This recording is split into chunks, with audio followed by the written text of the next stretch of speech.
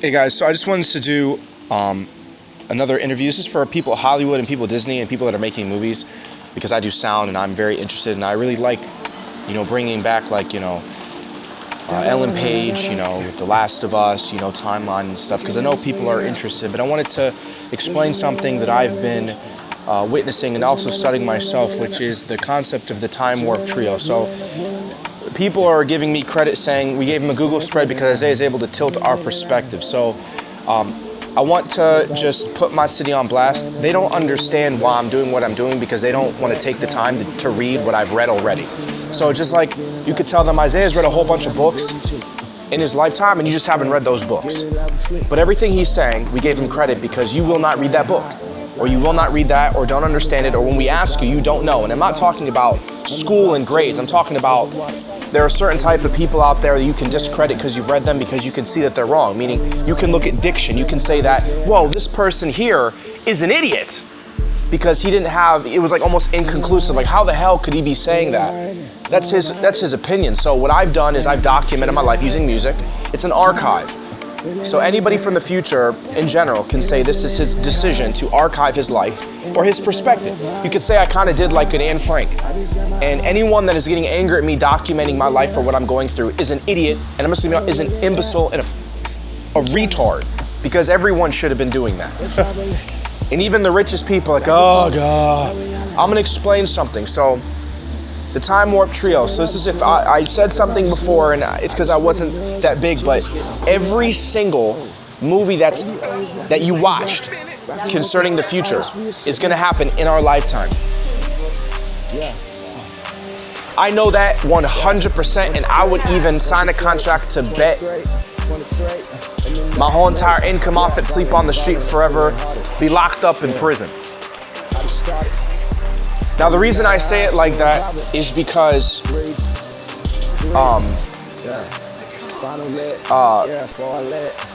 a lot of people are going to challenge evidence. And I like that. I like seeing people challenge evidence because it's like, it's fair. You know what I mean? Like, you're going to challenge this book, I'm going to challenge my teacher. But I wanted you to challenge what I just said, because a lot of people, they're going to get put on blast like you really don't know what you're talking about. Or like, so again, one more time, there's some truth in these movies. Let's just tell you the right. There's truth in these movies that you're seeing, like the highest grossing film being somewhat truthful. But everything that you just saw on camera is going to happen in my life span. I explain the time warp trio. It's like if you can see what you sound like. It's like if I said,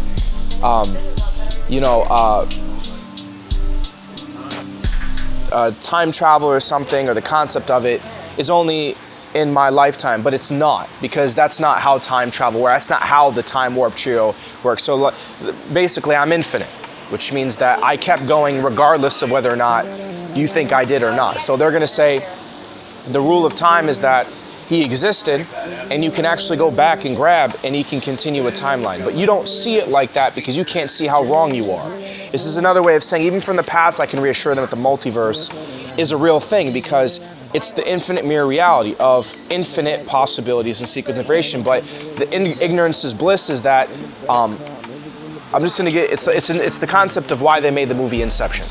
That is a universe where something could happen that you don't know could happen unless you are able to be in that reality, or they're able to prove that reality exists. So it's kind of like if, let's say you wore a white t-shirt and about 5 people walked into this room at the same time. The reason why it's an ignorance is bliss reality, the reason I can portray that image is because it's like a mirror room, like all glass, and 5 people walk in, the same age, and you ask them, what's your name?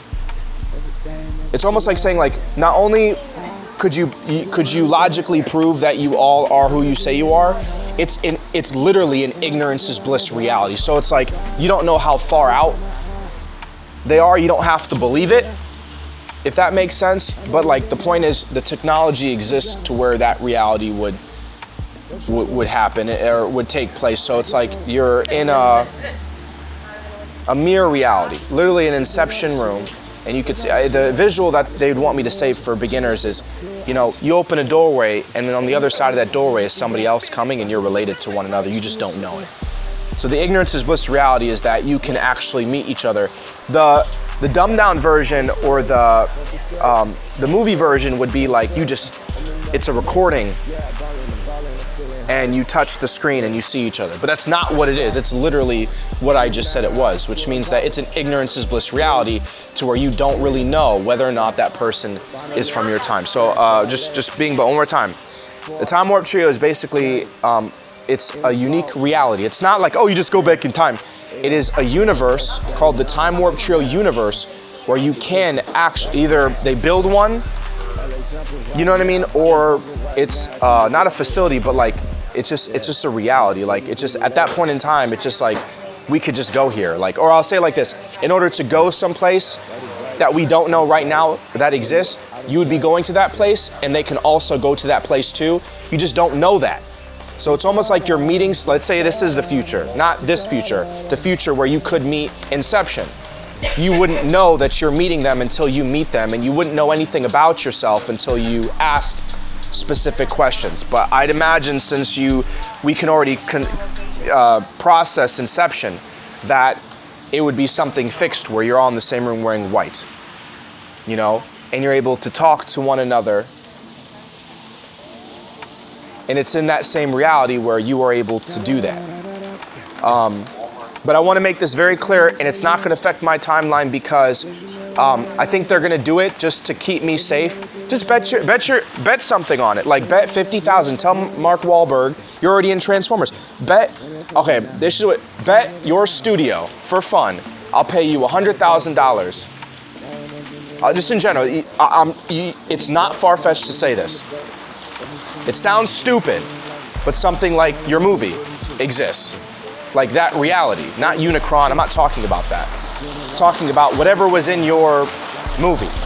Bet them for real, saying this is in our lifetime, meaning you're going to actually be pre-exposed to some aspect of that movie in your lifetime.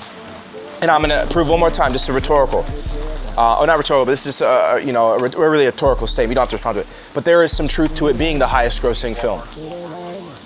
That's something that I pay attention to. I say, why do you care if people say the wrong information? I say, because at a certain point, you'll just start to be like, why are you saying the wrong information when it's right in front of you? Or I call it challenging evidence. It's not the fact that, I don't care if you lie, but you keep challenging evidence. And it comes to a point where I want to research. Like, you're challenging what you know is possible. You just don't want to acknowledge it's possible or something. So this isn't race. This isn't, you go to Johns Hopkins or you go to Harvard. It's just like, now you can really say these things where it's like, if you start saying, I'll give an example.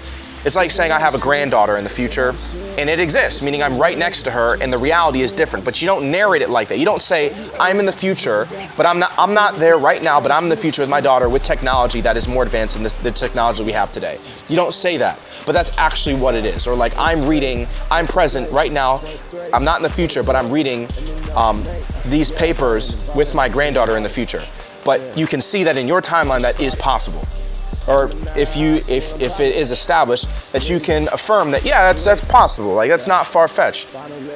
You know, it gets more complicated when you start realizing the reality is going to be different, when you start figuring out like these people were right or these people were wrong. But I just wanted to point that out, like the Time Warp Trio is now, which means it's conceptually not just something that you could facilitate with a device and you could recap or you could document like an Aztec, or you could invent it.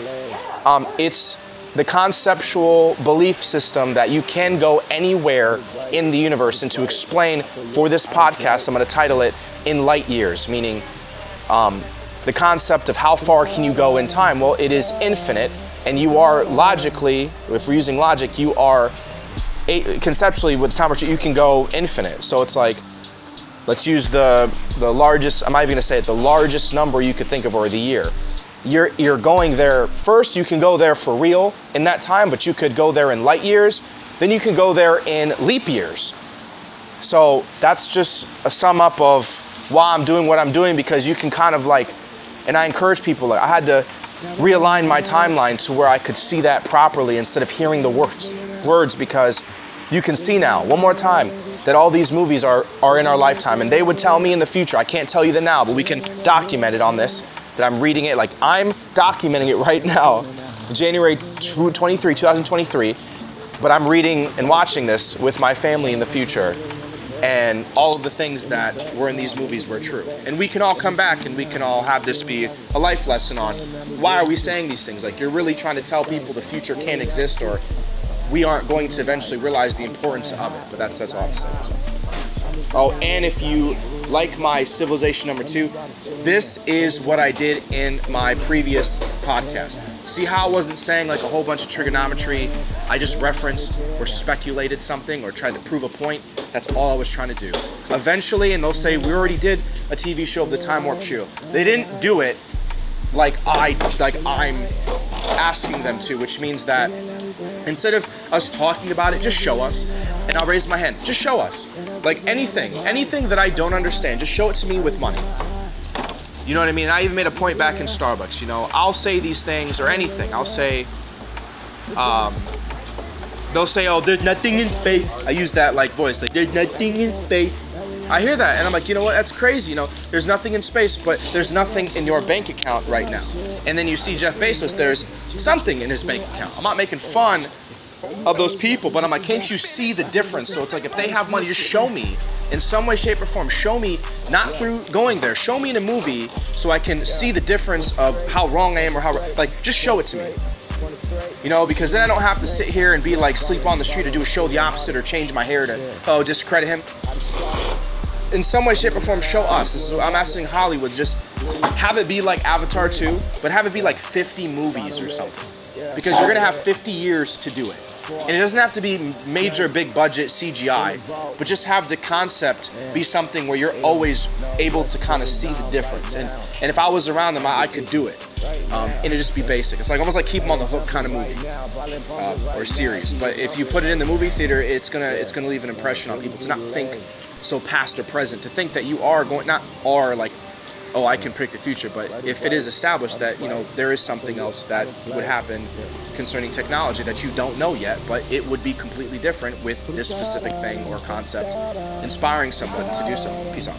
Please share this with a friend. Share this with your professor. For my university, this is why I do what I do, because I want to see how wrong I am sometimes. Like, I'll even go back to I recorded my prayers. They'll even say Isaiah could, you know, show his prayers to his children. You know, like that was stupid to say that, but the point is sometimes, like, you have to see, you know, the past sometimes, or to see what you've done, to really, like, you know, see things the right way. Peace out.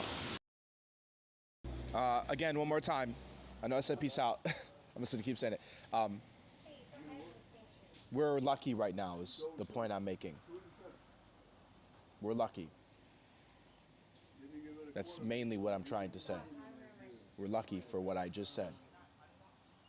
We're lucky for what I just said. If I say the word like Vigintillion or like Decillion or something, we're lucky right now. You just can't see it yet. I'll take it back. We're lucky right now in general.